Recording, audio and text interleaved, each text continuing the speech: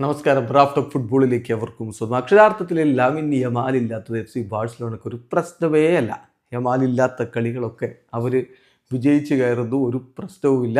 ഇതാ ഏകപക്ഷീയമായ 3 ഗോളുകൾക്ക് ഇന്നലെ ഗെറ്റാഫയെ അവർ പരാജയപ്പെടുത്തിയിരിക്കുന്നു. ഫെറാൻ ടോറസിൻ്റെ ഇരട്ട ഗോളുകൾ, കൂടാതെ ഡാനി ഒൽമോയുടെ ഒരു ഗോളും അസിസ്റ്റുമായിട്ട് ഒൽമോ തിളങ്ങി. റാഫിഞ്ഞയുടെ വക അസിസ്റ്റ് ഉണ്ടായിരുന്നു. അങ്ങനെ ബാഴ്സ അനായാസം തന്നെ ഈ കളിയും വിജയിച്ച് കയറിയിരിക്കുന്നു. ബാഴ്സയുടെ മുന്നേറ്റത്തിൽ റാഫിഞ്ഞയും റോബർട്ട് ലെവൻഡോസ്കിയും ഫെറാൻ ടോറസും ഒരുമിച്ചാണ് ഇറങ്ങിയത്.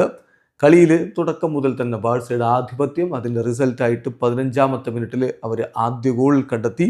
ഫെറാൻ ടോറസാണ് അവരെ മുന്നിലേക്ക് എത്തിച്ചത്. ഒൽമോയുടെ അസിസ്റ്റിൽ നിന്നാണ് ഫെറാൻ ടോറസിൻ്റെ ആ ഗോൾ പിറന്നതെങ്കിൽ വീണ്ടും നമ്മൾ കാണുന്നു ഫെറാൻ ടോറസിൻ്റെ ഗോൾ 34ാമത്തെ മിനിറ്റിൽ റാഫിഞ്ഞയുടെ മികച്ചൊരു പാസിൽ നിന്ന് ഫെറാൻ ടോറസ് പന്ത് വലയിലേക്ക് എത്തിക്കുന്ന കാഴ്ച. 2-0 അവർ മുന്നിൽ. ആദ്യ പകുതിയിൽ തന്നെ അദ്ദേഹം ഹാട്രിക്കിലേക്ക് പോകേണ്ടതായിരുന്നു, ബട്ട് അൺഫോർച്ചുനേറ്റ്ലി അത് സംഭവിച്ചില്ല. ഏകപക്ഷീയമായ 2 ഗോളുകളുടെ ലീഡ്. രണ്ടാം പകുതിയുടെ തുടക്കത്തിൽ തന്നെ റാഫിഞ്ഞയെ പിൻവലിച്ച് മാർക്കസ് റാഷ്ഫോർഡിനെ കളിക്കളത്തിലേക്ക് ഇറക്കി കോച്ച് ഹാൻസി ഫ്ലിക്ക്. അത് കൃത്യമായിട്ട് അദ്ദേഹം ഉപയോഗപ്പെടുത്തുകയും ചെയ്തു. മികച്ച നീക്കങ്ങളും മറ്റുമൊക്കെ ഉണ്ടായിരുന്നു.